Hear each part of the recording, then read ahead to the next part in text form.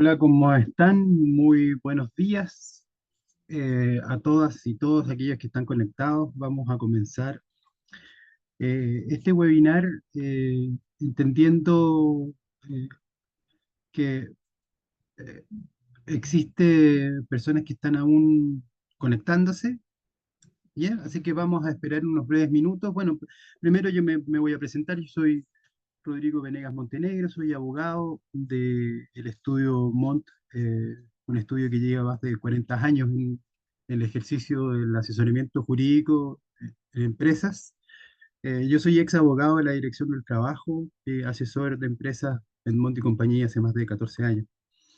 Eh, en términos generales, lo que vamos a hacer es una especie de resumen y en las principales modificaciones que trae esta ley Karim, que, que- que a veces preocupan, pero también vamos a tratar de entender un poco por qué se origina la ley Karim y cuál es la corriente jurídica que está detrás de todas estas modificaciones laborales. ¿M? Vamos a esperar un par de minutos, porque esto empezaba a las 11 de la mañana, así que vamos a esperar un par de minutos a ver si se conecta más gente, 2 o 3 minutos más, y vamos a dar inicio a a este webinar.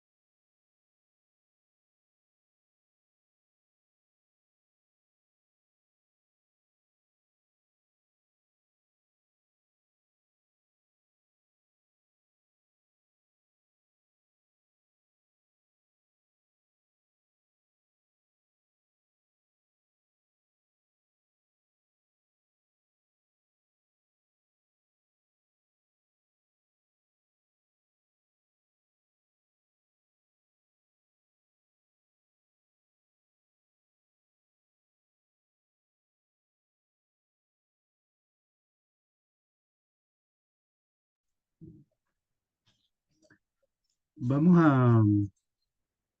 a plantear una estructura que es con respecto a las preguntas. Vamos a dejar un espacio al final de la presentación para tratar de contestar el máximo de preguntas que se realicen. Ahora, esta es una materia que está en discusión. ¿Ah?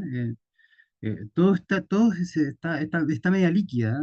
Recién ahora, la Dirección del Trabajo, recién el 7 de junio, sacó un dictamen también respecto de cómo abordar este tema, porque ellos están también complicados, ¿no?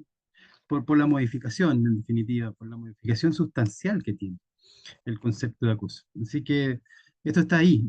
Conforme a lo que se me pregunta respecto a la toma de razón, claro, efectivamente es producto de lo mismo, es producto de que existe una liquidez respecto de los conceptos y de cómo abordarlo. ¿M? Acuérdense que eso se tiene que tomar que implementar ese reglamento para que nosotros podamos ajustarnos a la exigencia de la autoridad. ¿M? Entonces, está ahí, yo creo que jugando con un poco con los plazos que tenemos todavía. Ujú. Bueno, siendo las 11:05, vamos a dar inicio. Eh, ¿Se ve la presentación? Perfecto. Gracias, Carolina. Oye, mira, lo que nosotros queremos es tratar de entender más bien por qué se producen las modificaciones y estas modificaciones en términos particulares. Eh, lo que pretende la ley Karim es modificar conductas, ¿ya? Que en muchas oportunidades o en muchos giros también de las compañías están más bien generadas como estructuras de procedimiento, como estructura de relaciones laborales, ¿ya? Y interpersonales. Entonces, pero para poder entender que efectivamente la ley Canning viene a hacer un cambio eh, conceptual, nosotros tenemos que entender qué es, en qué ámbito estamos hablando del derecho al trabajo. Y en el ámbito que nosotros estamos hablando del derecho al trabajo son los derechos fundamentales dentro de la relación laboral. ¿Ya? Esta es una corriente que lleva hace bastante tiempo, no solo en Chile, sino que ya en el mundo, eh, más prolíferamente en Latinoamérica, llámese Argentina, Uruguay, que son países que son precursores de normas laborales. Pero este movimiento se llama la ciudadanía en la empresa, que principalmente lo que hace es establecer que los derechos que uno tiene como ciudadano no quedan en una mochila fuera de la empresa, sino que él ingresa con esa mochila de derechos a la compañía a prestar servicio y con esos derechos se regulan las relaciones interpersonales entre empleadores y trabajadores y también entre pares, entre trabajador subordinado, entre la jefatura. Ese es el concepto por el cual estas modificaciones van de la mano. La ONU ya establece más o menos lo que son los lineamientos de los derechos fundamentales respecto de la erradicación del trabajo infantil, respecto de la libertad de asociación, el entorno de trabajo seguro, que es el cual nosotros vamos a estar conversando hoy. Eh, pero fíjense que hay ciertos derechos dentro de la Constitución Política de la República en que está claramente establecido que son de ámbito laboral. ¿Ya? El derecho a la sindicalización, el derecho a la libertad de trabajo, son derechos que son propios del mundo del trabajo. Pero la problemática se va o se basa en que existen otros derechos que no son solamente del mundo del derecho al trabajo, sino que son derechos que son intrínsecos a cada una de las personas y que se pueden ejercer mediante acciones. ¿Ya? Entonces, ahí es donde se produce esta problemática, en estos derechos que se llaman derechos inespecíficos del trabajo. Y entre los derechos, de estos derechos está, bueno, la protección a la vida privada, la protección a la honra, eh, y en todo eso, en la inviolabilidad de todas formas de comunicación, eh, a la discriminación, que es el que yo quiero llegar. Porque eh, lo que nosotros pretendemos con este webinar es un poco dar una pincelada de qué es lo que nosotros estamos hablando y cuál es el marco teórico en el cual nosotros nos vamos a mover. La, entonces, entendiendo que estamos en el mundo de los derechos fundamentales, en el mundo de los derechos constitucionales y cómo estos derechos constitucionales bajan a la aplicación material y práctica, sobre todo en el Código del Trabajo, al establecer en su artículo segundo la no discriminación como un hecho vulneratorio, ¿ah? Entonces, es por ese camino en que nosotros vamos a transitar en esta webinar. ¿Ya?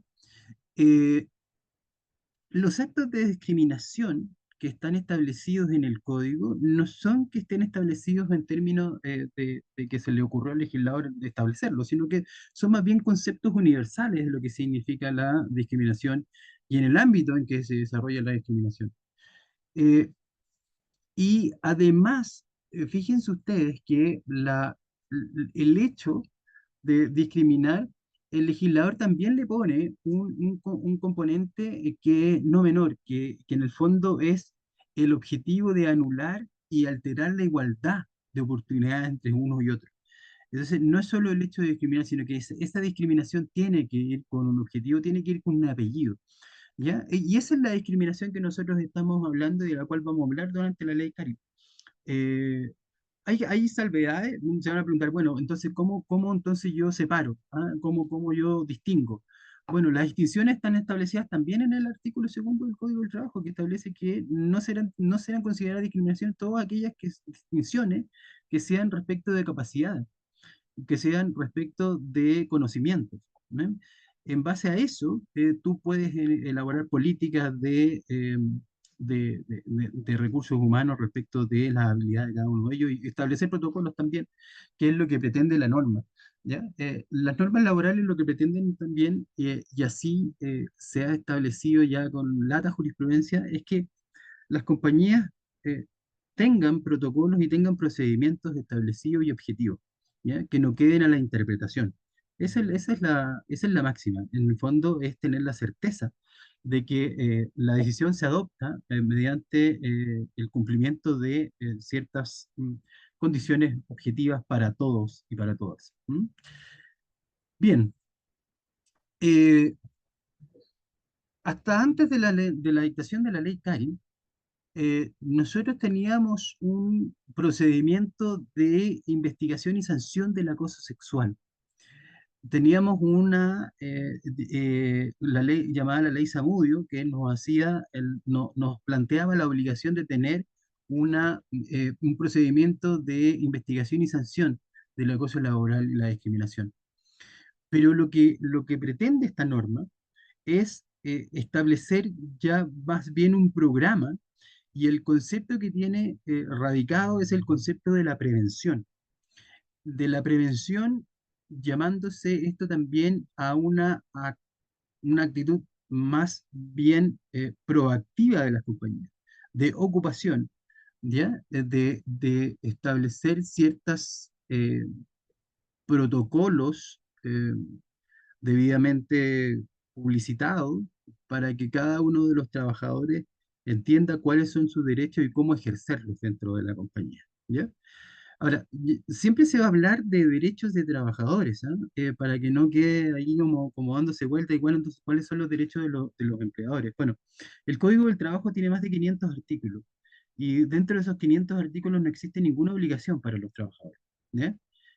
Para que partamos de la base de que el Código del Trabajo, en términos generales, en términos mundiales, es un código eminentemente protector, porque existe una simetría entre la relación laboral.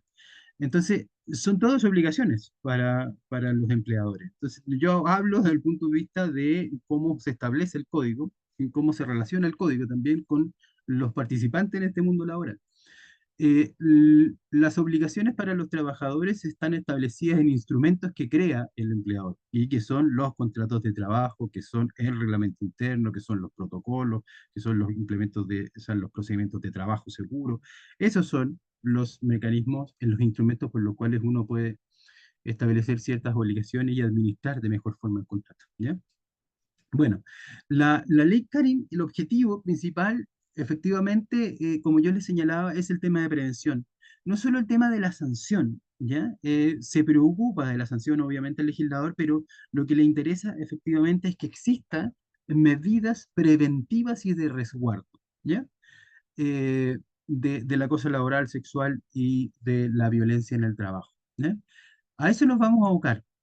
Eh, Fíjense que esta nueva normativa introduce ciertos conceptos que no estaban, pero que sí se veían, pero que sí se van dando mucho en términos judiciales, en términos jurisprudenciales, ¿ya? Se incorpora la perspectiva de género dentro de las medidas adoptadas por las empresas. Se incorpora, el tema de la violencia en el trabajo, no solo en la violencia en el trabajo en el formato interno, sino que la violencia de terceros hacia trabajadores. ¿Ya? L- para poder nosotros entender un poco el derecho del trabajo, las normas que establecen el derecho al trabajo, por, por regla general, siempre tienen un apellido, ¿ya? Siempre tienen un origen. Las normas, por ejemplo, de subcontratación tienen un origen principalmente en la construcción. Las normas de EST tienen principalmente su origen en la relación de los bancos y sus proveedores de trabajadores. Y en este caso, las normas también de como esta de violencia en el trabajo también tienen un origen que es definido, que es el origen del retail, el origen de las ventas, de cuando existe un tercero que agrede al trabajador. Entonces el empleador dice, bueno, pero aquí no puedo hacer nada porque yo no puedo regular al tercero. Bueno, acá va a tener que tener un procedimiento de resguardo del trabajador. Entonces tienen siempre nombre y apellido o por lo menos un domicilio conocido. ¿Ya? Entonces, pero fíjense que eh, lo que, lo que más impacta es no solo el tema, el término de libre de violencia, ¿ya? Y cómo yo voy a generar un ambiente libre de violencia, sino que también lo que impacta es que se elimina un requisito establecido en la normativa actual, digo actual porque esta ley empieza a regir el 1 de agosto del 2024, en la normativa actual que era la reiteración en el tiempo de la conducta. ¿Ya? Y ese es uno de los requisitos esenciales y ese es lo que modifica todo. ¿Mm? Se elimina el concepto de reiterado en el tiempo para pasar a un concepto único. ¿Ya? Es decir, que la conducta puede ser una única vez o reiterada en el tiempo. ¿Ya? Entonces, ustedes se pueden preguntar, pero bueno, ¿cómo voy a yo determinar si efectivamente existe una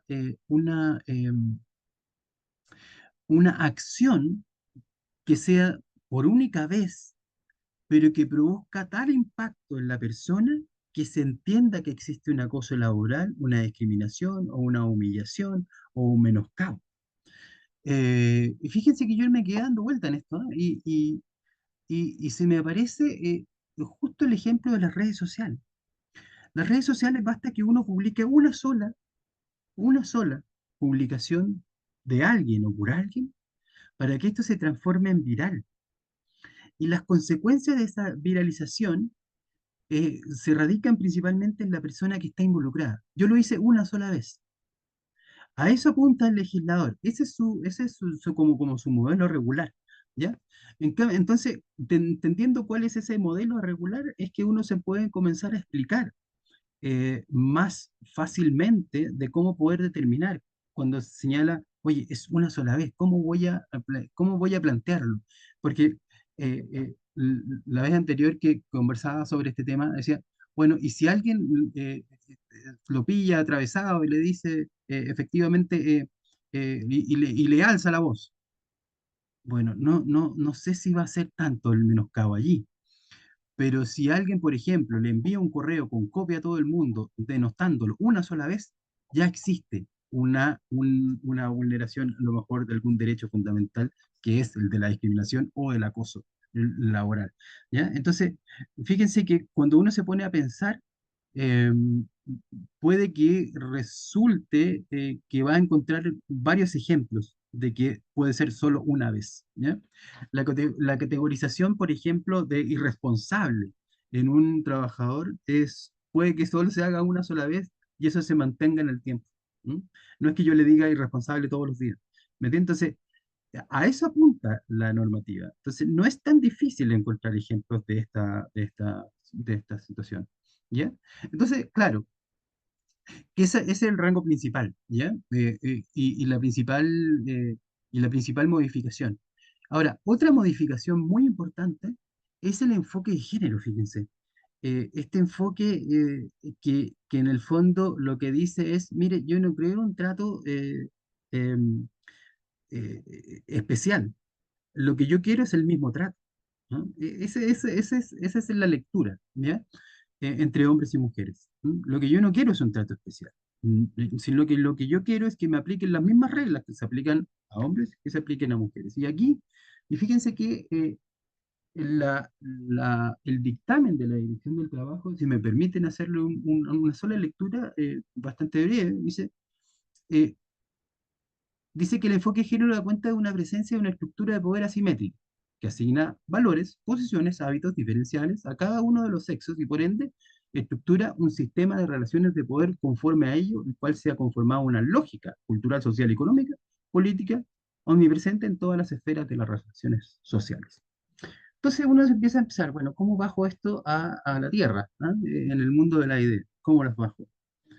¿Qué requisitos yo impongo para ciertos cargos? Eh, yo me pregunto, ¿cuántos cargos gerenciales existen? 10. ¿Cuántos son gerentes? 9 hombres, una mujer. ¿Y cuáles son las capacidades que tiene que tener? Porque acuérdense que la discriminación tiene un rango ahí, una excepción, que es la decisión o la discriminación, entre comillas, por capacidades. Y eso es lo que va a impactar, pues. Y eso es lo que va a generar una obligatoriedad al empleador de establecer una política objetiva de decisiones. Y esa objetividad va a impactar principalmente en un ambiente más seguro y a lo mejor con eso podemos dar cumplimiento al objetivo también de la ley, que es que exista un ambiente libre de violencia. ¿Mm? Bueno, eh, para poder entender que el acoso laboral, fíjense que el acoso laboral planteado eh, desde el punto de vista de la doctrina, no solo es un acoso laboral descendente, ¿ya? No es solo un acoso laboral del dueño de la empresa, el empleador hacia su subordinado, sino que también existe un acoso laboral colateral, es decir, de pares hacia un trabajador, y también existe el acoso laboral desde subordinados a jefaturas. Aunque ustedes no lo vean, subordinados a jefaturas. Dicen, pero ¿cómo un subordinado acosar a otro? Bueno, eh, se da principalmente, y aquí existe también una obligatoriedad de tener protocolo, pero se da principalmente, y a mí me ha tocado ver casos judiciales, en que eh, un trabajador de un grupo de trabajadores es ascendido a jefe de esos mismos trabajadores. ¿Mm? Entonces, al ser ascendido, el jefe tiene un puesto más arriba en la estructura de la compañía. Entonces, son los propios trabajadores que antes eran sus pares que lo acosan a este señor, ¿ya? O a esta señora. Entonces, ¿ves? Si uno comienza a pensar, parece que los ejemplos no son tan rebuscados, sino que hay ejemplos, y ejemplos bastante más asequibles a lo que uno piensa. ¿Mm?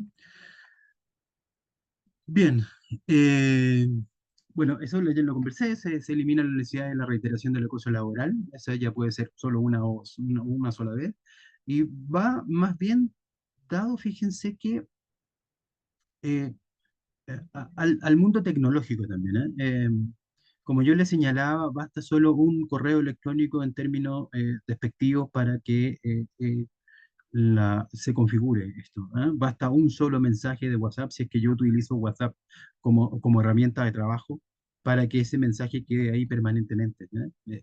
Entonces, y aquí hay que tener sumo cuidado porque la,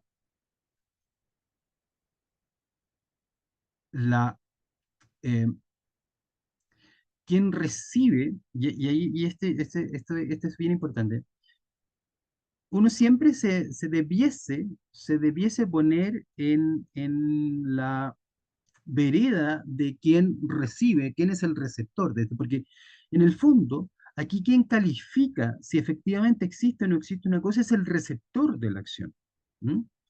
Y yo puedo decirle a un señor, mire, toda la vida le hemos dicho enano a este señor, ¿ah? Y enano para allá y enano para acá, porque él es bajito, mide 1,50 m. Entonces siempre es el enano, ¿ah? El enano para allá, el enano para acá. Y, para mí puede ser muy común. Para mí no puede ser una acción de menoscabo.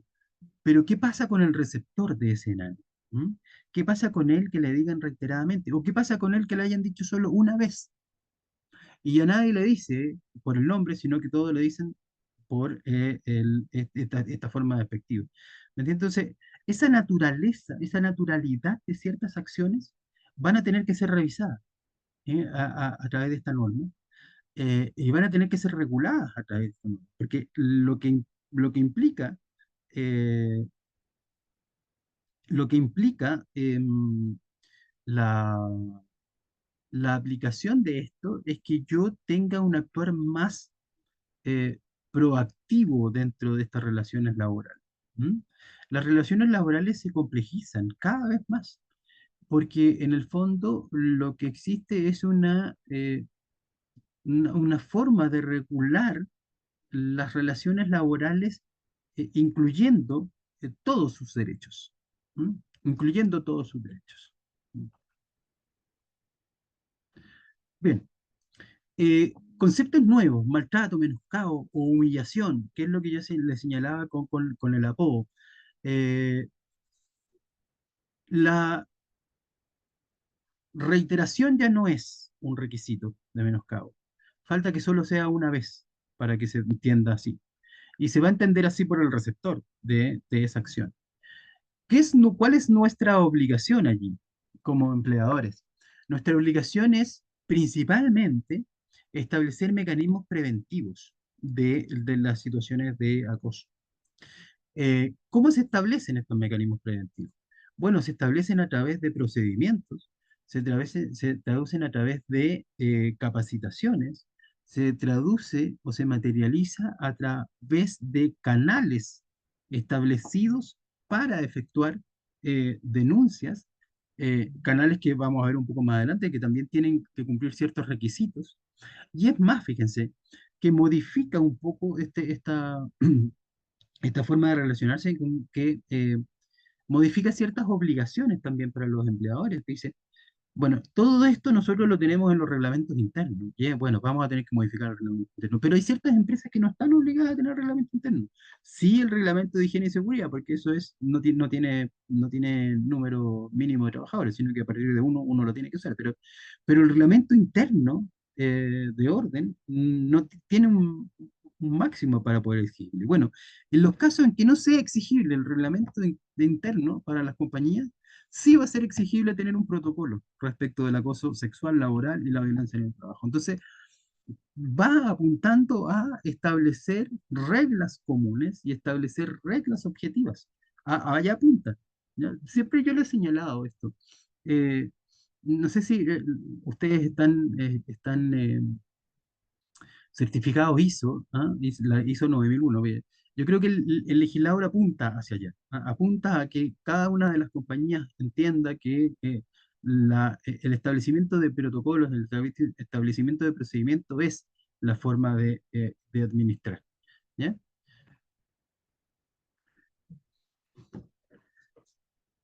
Se amplía la categoría de actos de discriminación. La discriminación era un acto con el objeto de anular, ¿ya? De humillar al trabajador. Pero el legislador ahora abre este pandero, este abanico, y agrega la frase al final, o cualquier otro motivo, ¿ya? O cualquier otro motivo. Y en ese cualquier otro motivo puede ser lo que, lo que la imaginación nos dicte, obviamente todo dentro del mundo del derecho al trabajo, puede ser, pero amplía esa posibilidad. Y eso es una posibilidad que nos complica mucho. ¿Cómo nosotros vamos a catalogar? Porque además, en esta normativa nosotros estamos obligados a investigar cuando nos llega la denuncia o enviar a la inspección del trabajo los antecedentes para que ella investigue. Y si nosotros decidimos investigar, perdón, y si nosotros decidimos investigar esto, vamos a tener que calificar, porque vamos a tener que llegar a la conclusión de la investigación. La problemática de esto es que los empleadores no están capacitados para calificar. Siempre va a haber una posibilidad de que esa calificación sea cuestionada, ya sea por la inspección del trabajo o ya sea por un juez del trabajo.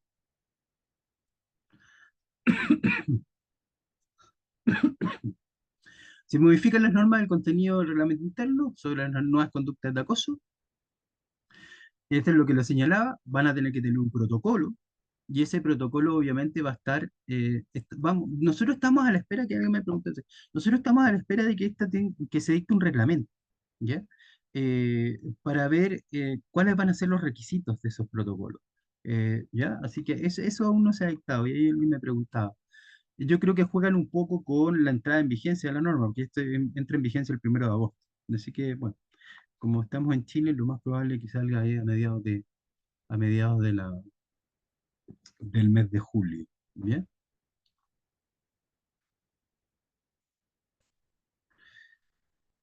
Miren, eh, cuando uno desarrolló un procedimiento de investigación del acoso sexual, que era lo primero que se hizo ya estamos hablando ya por el año 2002, 2003, por ahí, que se dicta la norma del acoso sexual, nos dijeron, bueno, tiene que haber un protocolo. Ya, vamos a ver un protocolo. Bueno, empezamos a ver, a desarrollar un protocolo y ese protocolo se ha mantenido. Pero lo que hace esta norma es lo que diste es que te enseña y te exige principios formativos de ese procedimiento. Confidencialidad, imparcialidad, celeridad, pues, perspectiva de género. ¿Entiendes? Entonces, no basta solo tener ese procedimiento, sino que vamos a tener que revisar que ese procedimiento cumpla con los requisitos establecidos como principios en esta norma. La denuncia verbal, las medidas de resguardo. ¿Se acuerdan que la primera medida que uno tiene en el protocolo es, o sea, en el procedimiento es separación de los participantes, la denunciante y denunciado, ya? Bueno, nosotros qué vamos a tener que decir, bueno, ¿qué medidas de resguardo vamos a tener? ¿Existe? ¿Es suficiente la separación? ¿No es suficiente la separación? Que le entregamos vacaciones, lo mandamos a la casa con goce de remuneración, mientras aplicamos teletrabajo. Bueno, todas esas normas, todas esas alternativas van a tener que estar establecidas dentro de este protocolo. ¿Ya? Eh, Amplía también el rango de atenciones como medidas de resguardo, atenciones psicológicas, y aquí va también en que todos estos todo lo que signifique salud en el trabajo, ustedes saben que están las entidades administradoras de la ley 16.744, que es la de enfermedades profesionales, accidente del trabajo y enfermedades profesionales. Entonces, acá también va a tener que haber un protocolo de cómo esas entidades van a tener que otorgar este servicio de atención psicológica, ¿eh? Mediante programas, mediante atenciones, no sé, ahí ellos van a poder averiguarlo. Nosotros vamos a estar obligados a hacer la consulta o cuando no nos informen, pero hacer la consulta y estar ocupados de que nosotros tener claridad que si la necesidad invoca una atención psicológica, nosotros tenemos que tener una respuesta previa. ¿Listo? La atención psicológica es producto de esto, se hace de esa forma, entonces no, tratar de no improvisar en el camino, ¿ya? Así que bueno, y además, yo esto se lo adelanté un poco, pero primeramente yo estoy obligado a investigar la denuncia, ¿ya? Y, y ahí yo tengo dos alternativas de inicio de la investigación.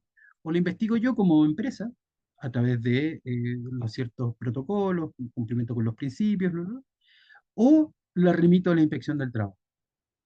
Ahora, todos estos tienen plazos legales, ¿ya? Ya están los plazos establecidos por ley. Antes uno podía establecer ciertos plazos, ¿ya? En las investigaciones y todo. 5 días para formar el ente investigador, eh, 15 días para recabar la información, después tiene 20 días para poder analizarla, después tiene 10 días para... No entiendo, acá no. Acá lo que establece la norma es, mire, si usted investiga, bueno, va a tener que hacer la investigación dentro del tercero día, si no, mire, lo envía a la inspección del trabajo también dentro de un plazo acotado. ¿M? Y usted va a tener que decidir. Y la inspección del trabajo va, si usted eh, adjunta los antecedentes y hace llegar y le solicita la investigación, bueno, ella se va a pronunciar, de hecho, sobre eso. Va a investigar y se va a pronunciar.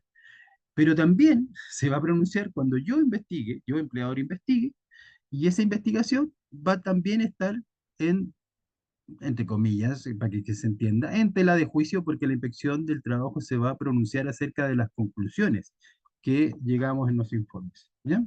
Así que, bueno, por arte, por sí o por no, la inspección del trabajo se va a tener que pronunciar de la acción, de la investigación y el procedimiento y conclusiones, sí o sí. ¿Ya?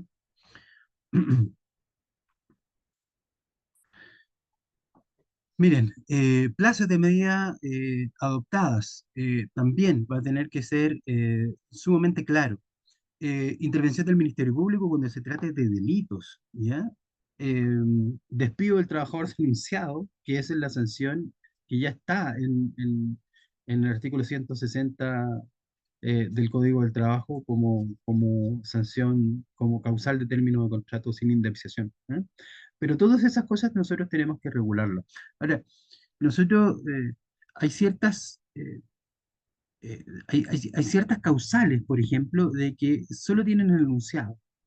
Entonces, el ideal sería que nosotros estableciésemos qué es lo que significa la conducta de acoso laboral o acoso sexual, cuáles son los grados, por ejemplo, y eso es súper transparente, porque no es que yo lo invente, sino que eso ya está establecido, cuáles son los grados, y aquí llega cada uno de ellos. Entonces, la idea es que cuando nosotros nos llegue la denuncia, nosotros ya podamos establecer y categorizar, bueno, en que esta acción, en qué tipo encaja? ¿Ah? Estamos hablando de gravedad, estamos hablando de mediana gravedad, estamos hablando de conductas que a lo mejor no signifiquen. ¿Me entiendes? Nosotros tenemos que tener esa claridad. Y para eso, bueno, tenemos que desarrollar bien este protocolo, bien los procedimientos ajustados a los principios, modificar los reglamentos internos. Entonces, en definitiva, lo que hace esta norma es establecer nuevos estándares. Eso es lo que pretende. Nuevos estándares para efectos de poder regular las relaciones laborales. ¿M? Eh, Tomar medidas de resguardo, tomar medidas de resguardo que sean eficaces. ¿Ya? Y aquí me voy a saltar un poco, pero eh, nosotros tenemos un gran paraguas que es el artículo 184 del Código del Trabajo. Aquellos que no están familiarizados con el código, lean el artículo 184 y van a establecer que ahí lo que existe es un deber de cuidado. El empleador tiene un deber de cuidado para con sus trabajadores. Y ese deber de cuidado, que es un paraguas gigantesco, ha señalado que yo tengo la obligación de velar por el cuidado tanto físico como psíquico de los trabajadores, adoptando medidas eficaces para eso. ¿Ya? Entonces, eh, y en esas medidas eficaces es la tarea más compleja de todas, porque yo tengo que analizar cuáles son los riesgos, a qué me expongo, a qué se exponen los trabajadores y cuáles son las medidas eficaces dependiendo de esos riesgos. ¿Ya? O sea, es una tarea que requiere constante revisión. ¿Ya? Las condiciones cambian en la forma en que se presentan o se prestan los servicios. Entonces, como cambian las condiciones en que se prestan los servicios, también cambian los riesgos. Puede que en una situación A el riesgo B sea muy inminente, pero a día de los años, pasaron 5 años, yo no he modificado nada y ese riesgo B ahora de verdad que es inexistente. Entonces, eso es a lo que nos invita la norma. ¿Mm? Y esto es lo que yo les señalaba, el 184, la obligación de protección, el deber de cuidado. Esto es a lo que uno se enfrenta principalmente cuando es demandado, ya sea por esta causal, ya sea enfermedades profesionales, llámese accidentes del trabajo, llámese despido indirecto por acoso sexual, por acoso laboral, por actos de discriminación. A esto es lo que uno se enfrenta. Entonces, el cuestionamiento que se le hace a la compañía es, ¿usted adoptó las medidas? Entonces, ¿y qué medidas adoptó? Esas medidas fueron eficaces. Entonces comienza un cuestionamiento hacia la compañía. Y comienza un cuestionamiento a los procedimientos, comienza un cuestionamiento hacia los instrumentos que nosotros hemos ido desarrollando en el tiempo. Por eso la invitación también es que a raíz de esto, aprovechar de revisar si efectivamente los instrumentos en los cuales nosotros nos regimos o los instrumentos que están vigentes en este minuto para poder administrar a los trabajadores son los más eficaces o están acordes con la necesidad y los tiempos en que se desarrollan las labores. ¿Mm? Así que esa es la invitación, en definitiva. Eso es lo que hace la norma. La norma lo que te dice, mire, este es un tema muy complejo. Nosotros tenemos una corriente que es la ciudadanía en la empresa. Nosotros tenemos derechos fundamentales consagrados en la Constitución y que esos derechos consagrados en la Constitución se materializan en el Código del Trabajo, principalmente en su artículo segundo y quinto, porque ponen los límites y se entiende qué es la discriminación. Y en base a todo eso, lo que usted tiene que hacer como empleador dar cumplimiento al artículo 184, entonces yo le voy a plantear a usted la necesidad de cumplimiento de obligaciones en estos temas, tanto de prevención, resguardo, sanción de esa conducta denunciada. ¿Me entiende? Entonces es bien interesante, es bien interesante. Yo les voy a proponer que lean, hay un dictamen de la Dirección del Trabajo que es el 362/19 de fecha 7 de junio del año 2024, el cual hace un análisis y fija el sentido y alcance de algunas modificaciones. Es bien interesante porque además tiene harta doctrina de la Dirección del Trabajo. Entonces, para que entiendan que esta no es una norma peregrina, ¿ah? Esto no es que nazca de un día para otro. Esta es una corriente que lleva bastante tiempo, casi 2 décadas allá, dentro del derecho del trabajo, que viene permeando cada una de las modificaciones, cada una de las nuevas normas que se dictan para efectos de regular las relaciones laborales. Y fíjense que, y aquí hay un hecho bien interesante, que la interpretación que se hace de las normas al, al, al llevarla en términos judiciales, se hacen bajo se hacen bajo esa teoría de la ciudadanía. El número del dictamen que me preguntan, que lo repita, es el 362/19 del 7 de junio del 2024. ¿Mm? Que en el fondo lo que hace el dictamen es un poco explicar ya más materialmente cuáles son las exigencias del legislador. Les doy un ejemplo. Obligación de prevenir. ¿Se acuerdan del recuerdo? Obligación de prevenir. Uno, identificar los riesgos y la evaluación de los riesgos. Dos, las medidas para prevenir y controlar tales riesgos, con objetivos. ¿Sí? Tres, las medidas para informar y capacitar adecuadamente a los trabajadores en dichos riesgos.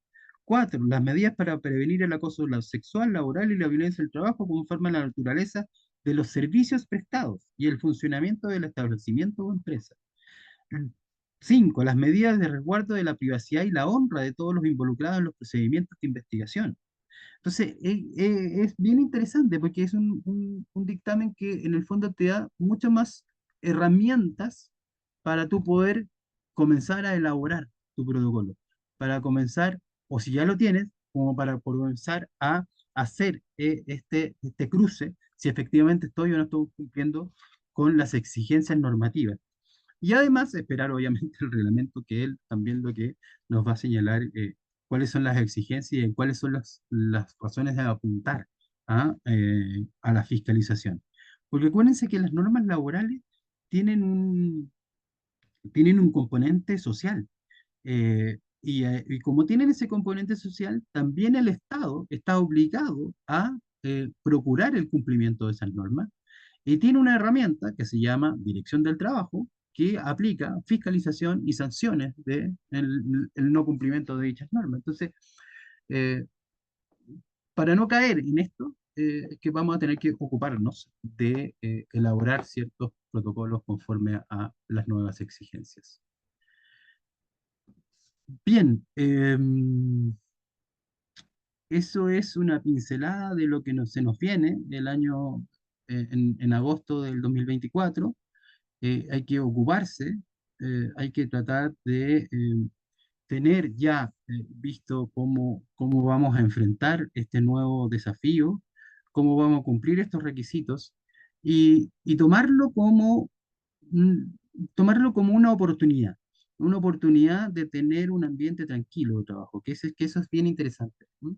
Eso es bien interesante. No como una exigencia de, ya me están exigiendo aún más, sino que ¿a dónde apunta esto? ¿Cuál es el objetivo de esto? Acuérdense el origen de esto, que es una trabajadora que se suicida. ¿M? Entonces, más bien tener una mirada más positiva respecto de estas nuevas exigencias. Eh, Nosotros somos una compañía, un estudio jurídico que está en varios países de Latinoamérica. Somos asesores de empresas desde su origen en el año 74 y estamos a su disposición completamente para efectos de tener alguna consulta particular o alguna inquietud que podamos nosotros resolver, o por lo menos dar luces a ver cómo esto se resuelve. Los invito en lo que queda a ver si existen algunas preguntas que podamos contestar. Voy a revisar acá.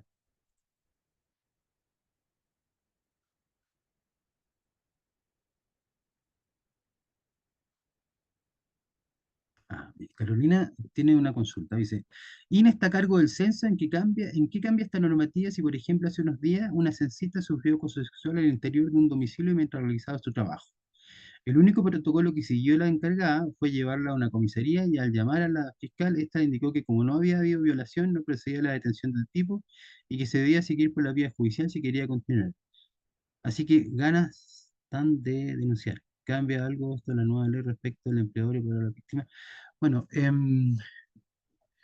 claro que la cambia, porque en definitiva, bueno, lamentablemente esto ya no está dentro del ámbito de la aplicación de la ley, pero claro que cambia, porque ese empleador, en definitiva, tendría que haber generado protocolos para efectos de poder tener resguardo de sus trabajadores.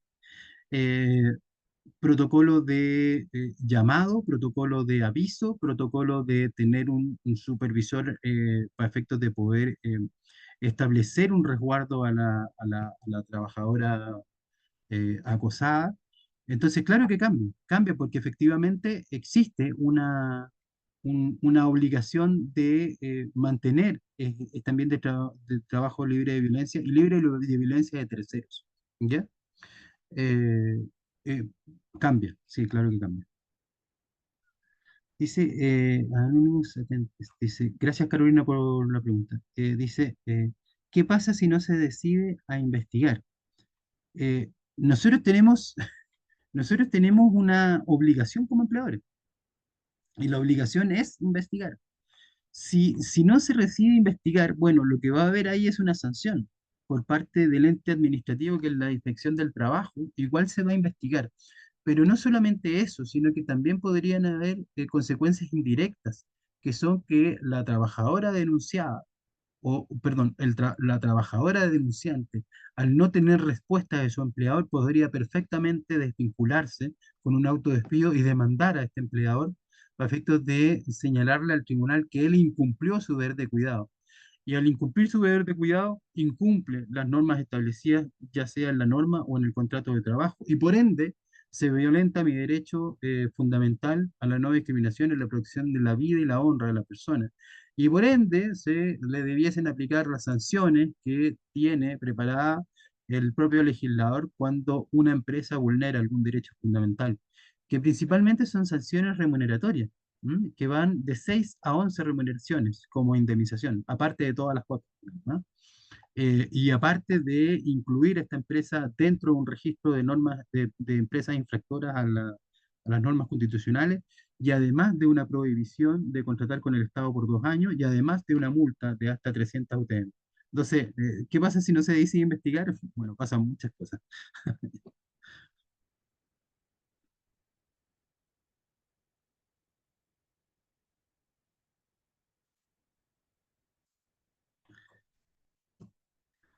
Ya. Aquí hay otras cosas. ¿Qué pasa con el retiro de la toma de razón? Pues eso lo dijimos ahí. Buen día, esta ley será retroactiva si el acoso pasó un mes antes. La ley, por lo general, las leyes en términos generales no son retroactivas. No, siempre rigen hacia adelante. Las leyes laborales rigen in acto, es decir, una vez que entran en vigencia empiezan y comienzan sus efectos. Salvo que el legislador, como lo hizo en este caso, pospuso su vigencia, pero la ley no rige para acciones pasadas, ¿no? No rige. Incluso es más, señala además el mismo dictamen la propia ley que dice que aquellos procedimientos que fueron investigados o que están en investigación en curso con el antiguo procedimiento tienen que terminar con ese antiguo procedimiento. Ujú.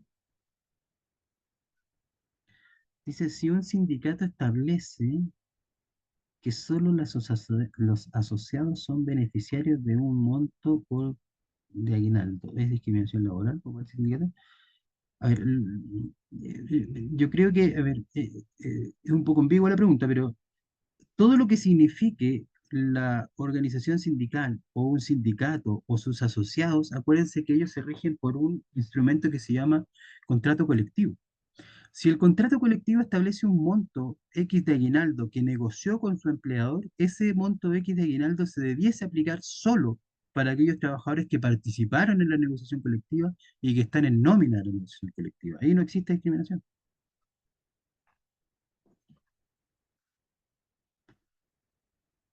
Ah, muchas gracias. Excelente charla. Gracias, gracias. Gracias a ustedes también.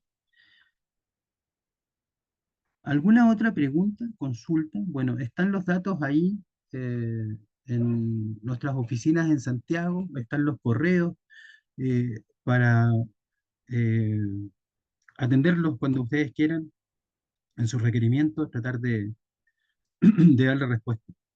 Si se consulta a un trabajador por una licencia médica, es decir, su origen, puede ser considerado acoso. Mire, todas las consultas o todas esas normas o esas situaciones va a depender de cómo se realice. Porque la normativa que regula las licencias médicas permite al trabajador, bueno, ahí tuvo una discusión, pero permite al empleador hacer visitas a los trabajadores que están afectados. Entonces, todo va a depender de cómo se pregunte, ¿m? De cómo se haya, y de cómo se haya dado la relación laboral en el tiempo. Perdón. Porque acuérdense que aquí lo que prima siempre es la materialidad. No prima la materialidad va a primar por sobre lo establecido en contratos de trabajo, por ejemplo. Entonces, muchas veces las relaciones laborales se explican por la materialidad. ¿Qué pasa en ese caso si yo nunca he conversado con esa persona? Nadie de la empresa ha tenido relación con ella. Va, trabaja, llega y se va, va y trabaja. Y justo ahora lo empiezo a llamar yo por la licencia médica. ¿Cuál es la condición? ¿Cómo ella va a tomar ese llamado constante?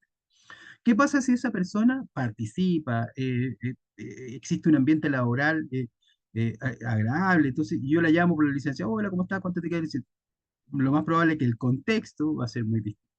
Ahora, la falsedad de las licencias médicas, presuntamente falsas, que bueno que puso eso, presuntamente falsas, tienen un canal de denuncia en la superintendencia, que lo que haces tú no es denunciar al trabajador, o sea, indirectamente denuncias al beneficiario de esa licencia, pero lo que tú denuncias es al facultativo que emite la licencia. Entonces ahí comienza una investigación respecto de ese facultativo y si efectivamente existe ya concretamente la existencia de la emisión de licencias falsas, una sanción para él va a haber. Eso sí que pasa. Dice, ¿qué pasa en el caso que los dueños y directivos de la empresa son alemanes y viven en Alemania? ¿Cómo está protegido el gerente general del acoso laboral frente a ellos? Eh, da lo mismo que los dueños sean en Alemania. Si la empresa está constituida en Chile, se rige por las normas chilenas. Si la empresa tiene un domicilio y un RUT determinado bajo la legislación chilena, bueno, ella asumirá las sanciones del acoso, digamos, ¿no? Así que me es indiferente, o al mundo del derecho al trabajo le es indiferente que estén en Alemania o que vivan en Alemania. Si la empresa está constituida en Chile, se rige por las normas chilenas.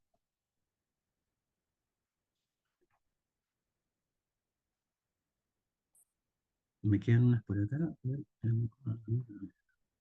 esta no, aquí no tengo más.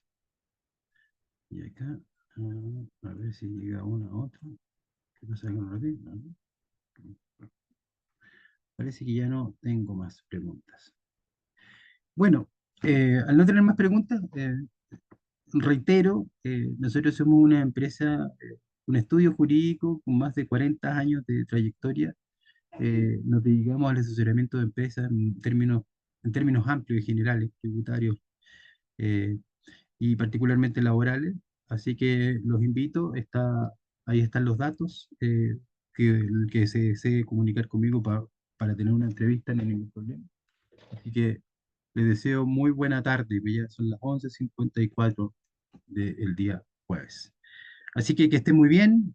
Saludos a todas y todos. Muchísimas gracias por la participación y por escuchar.